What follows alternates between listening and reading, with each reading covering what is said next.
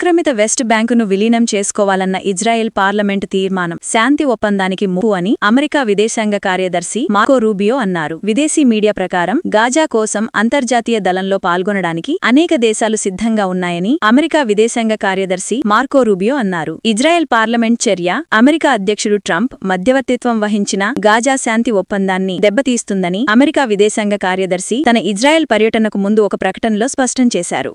మానవత్వానికి వ్యతిరేకంగా జరిగిన నేరాలకు సంబంధించి బంగ్లాదేశ్ పదవీచ్యుత ప్రధానమంత్రి షేక్ హసీనా వాజిద్ విచారణ గురువారం ముగిసింది. మరి ఆమె తీర్పు నవంబర్ 13న ప్రకటించబడుతుంది. ఫ్రెంచ్ వార్తా సంస్థ AFP ప్రకారం హసీనా వాజిద్ భారతదేశం నుండి విచారణను ఎదుర్కోవడానికి తిరిగి రావాలని కోర్టు ఆదేశాలను విస్మరించింది. విద్యార్థుల నేతృత్వంలోని తిరుగుబాటును అణిచివేయడానికి విఫలమైన ప్రయత్నంలో ప్రమాదకరమైన చర్యలకు ఆదేశించారని ఆమెపై ఆరోపణలు ఉన్నాయి. న్యాయ వ్యవస్థపై ఆమెకు నమ్మకం ఉంటే ఆమె తిరిగి వచ్చేవారని అటార్నీ జనరల్ మొహమ్మద్ అసదుజ్జమాన్ విచారణ సందర్భంగా చెప్పారు. ఆమె ప్రధానమంత్రిగా ఉన్నప్పటికీ దేశం విడిచి పారిపోయారు. ఆమె తప్పించుకోవడం ఆరోపణలను ధృవీకరిస్తుంది. జూన్ 1న ప్రారంభమైన మరియు హసీనా వాజిద్ లేనప్పుడు జరిగిన విచారణ ఆమె సామూహిక హత్యలకు ఆదేశించినట్లు నెలల తరబడి సాక్ష్యం ఉంది. ఐక్యరాజ్యసమితి ప్రకారం జులై మరియు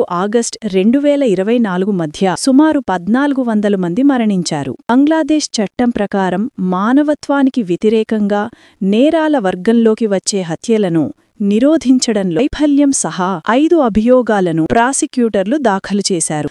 దోషిగా తేలితే హసీనా వాజిద్ మరణశిక్షని ఎదుర్కోవలసి ఉంటుంది. చీఫ్ ప్రాసిక్యూటర్ తాజుల్ ఇస్లాం హసీనాను అన్ని నేరాలు జరిగిన కేంద్రంగా అభివర్ణించారు. హసీనాకు ప్రభుత్వం నియమించిన న్యాయవాదిని ఇచ్చారు కానీ ఆయన కోర్టు అధికారాన్ని అంగీకరించడానికి నిరాకరించారు. డిఫెన్స్ న్యాయవాది మొహమ్మద్ అమీర్ హుసేన్ మాట్లాడుతూ హసీనాను బలవంతంగా పారిపోవాల్సి వచ్చింది అని మరియు ఆమె తన నివాస ప్రాంగణంలో ఖననం చేయబడటానికి ఇష్టపడింది అని పేర్కొన్నారు.